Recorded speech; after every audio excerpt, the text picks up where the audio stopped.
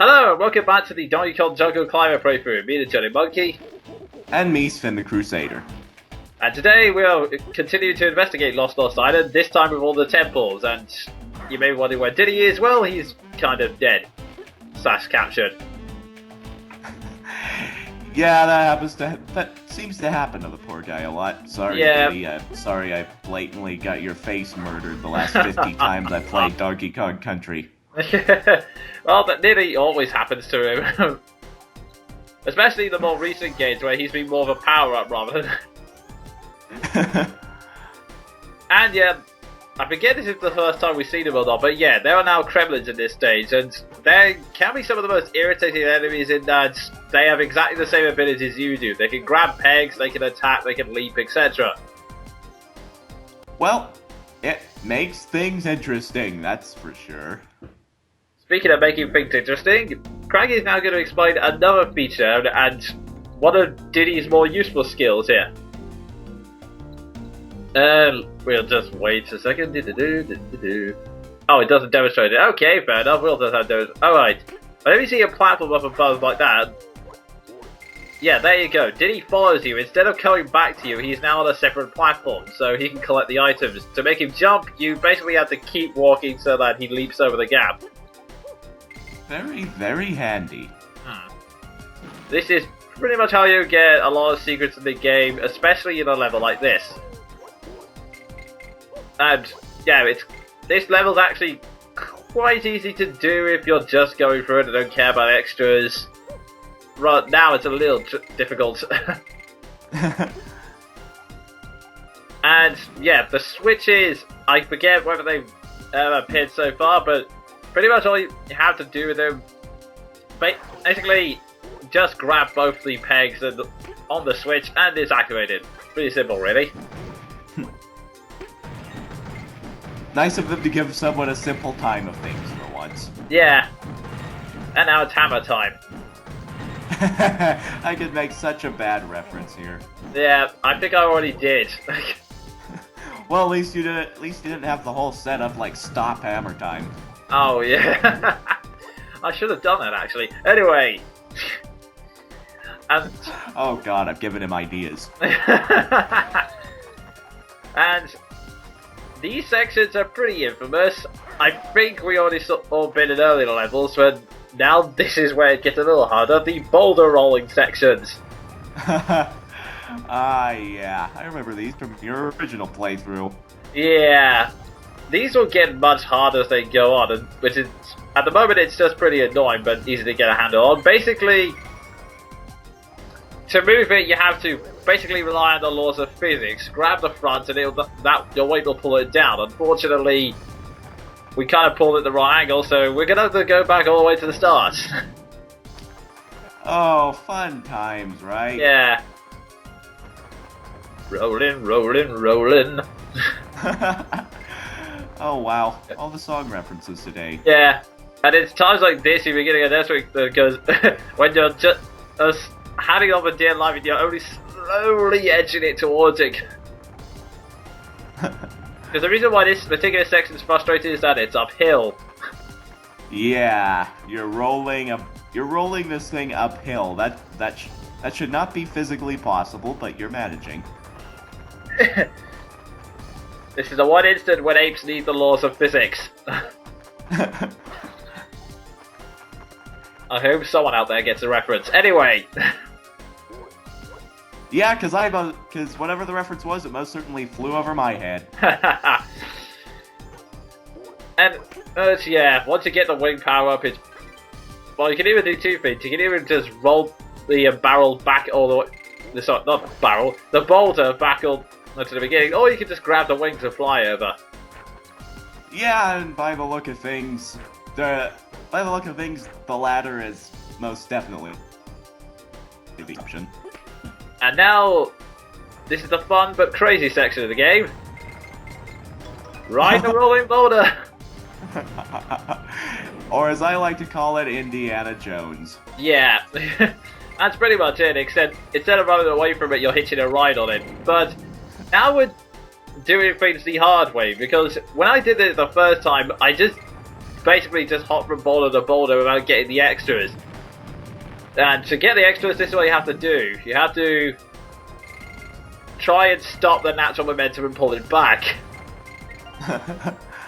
Yeah, that totally sounds like an easy task. Oh, yeah, it took me several tries to get this right, and even then there's still one bit I can't do without help.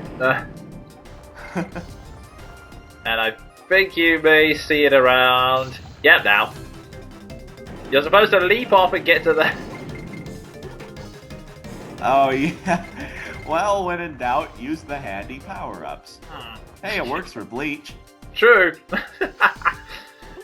Although, not quite in the same way. This was Bleach. Donkey Kong would get a redesign, the tyrant wrap around his neck like a scarf or something. Oh god, we've already had a discussion like this before, and it led to Visored Donkey Kong, so I don't think we should really expand on that. Yeah, for those of you who don't know, that's my Neo Seeker avatar. Oh, don't get me wrong, it's cool, but let's not have any repeats of that right now. Yeah. Well, are you telling me you don't want to see Diddy with his hair grown out for no explicable reason? Donkey Kong with a mullet, no thank you. Oh dear. So I see you had fun doing this. Yeah, thankfully I managed to get it. And yeah, like Cranky explained, if you walk off the screen to the point where Diddy can't walk anymore, he just returns to you. Yeah. That's basically the moment when monkeys ignore physics. Well, judging by Donkey Kong Country Returns, they do that quite a lot. Yeah. Although, it is really awesome when they do it.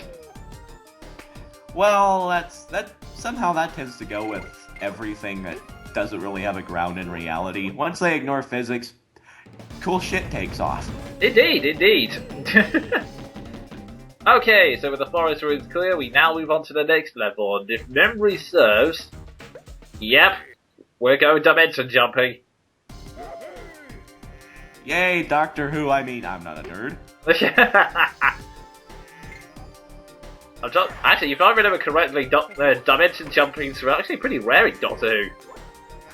Not lately. Oh yeah, that's a good point. Oh, don't get me started. Anyway, yeah, like all the other setups, this is pretty easy. Just find the spiral warp and give it a sound. I'm sorry, Diddy. And, yeah, just find the question mark battles and you'll find the platforms leading to him. Unfortunately, we have this bit to deal with first. I hate sections so much. There we go. Well, you made it with one try there, at least. Yeah. As long as you ignore the fade, yes, I know.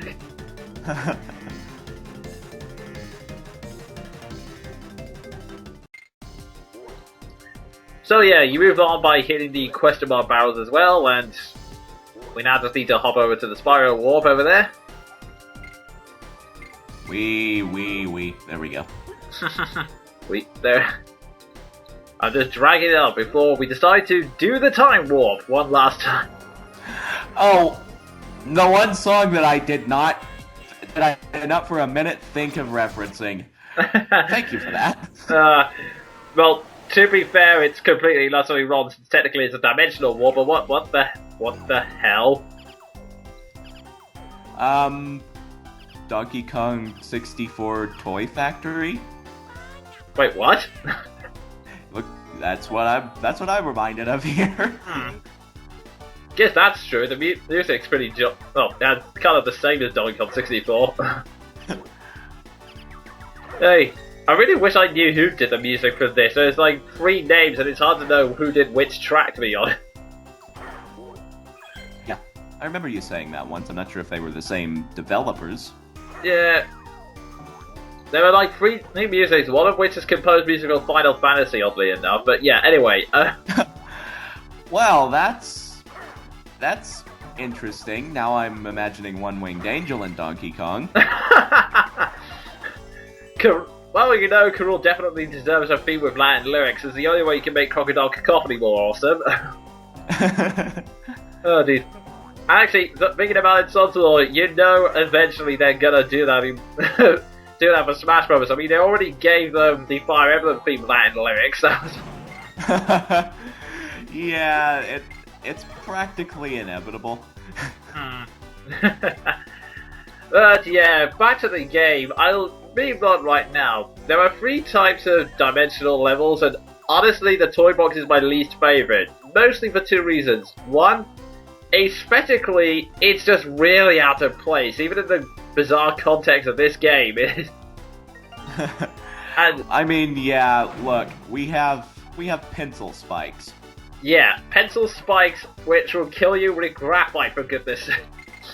Yeah, like you said in the original, best death ever. Yeah. Second of all, and this is... I can understand, there are always loads of cheap gimmicks in these levels that get really frustrating. In this particular level, it's the bouncy tires, and whilst they are a mainstay in Donkey Kong Country, this basically decides to take it to irritating extremes. And make them brightly coloured. Yeah, and in this case, they're being used kind of like the black chompers in Mario World. Oh yeah, that's a good example. Yeah, just coat every surface with them. Everything will be fine. Yeah.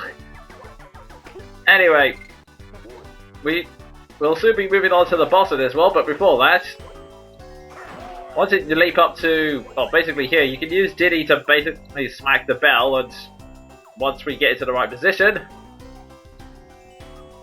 there we go. 2 hours later. Yeah. It's kind of hard to do because everyone keeps bouncing off, and frankly I wanted to include a lot in this video because, you know, boss battle and everything. Yeah. This is no time to be losing yourself in the music. There are Kremlings in front of us, man.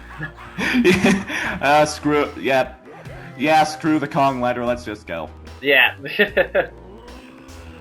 So yeah, in the context of the story, this is the first time Krul's met DK, and I actually kind of like that there's a little bit of banter between them, even if it is a little generic. I also like what he says here, of course it makes sense that you'd sick DK on me.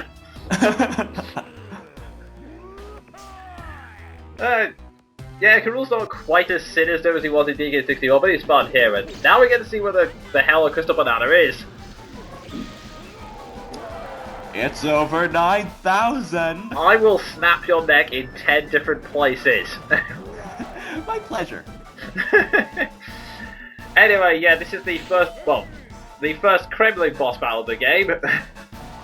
And believe it or not, it's a face made out of toys and blades. Well, it's a very, very convincing face at that, because it looks like a Kremling. Yeah. But yeah, there are 2 faces. Basically, hit it once in the exposed green bit, and it'll then try and strike you with that sword attack. You just have to wait till they fall off until you can strike the Kremlin inside.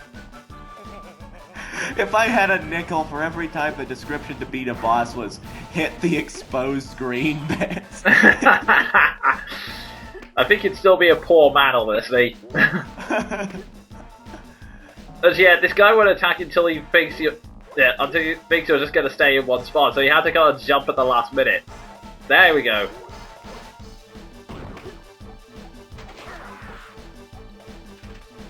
And now, yeah, we just need to avoid the missiles. Yeah, this toy now has missiles as well.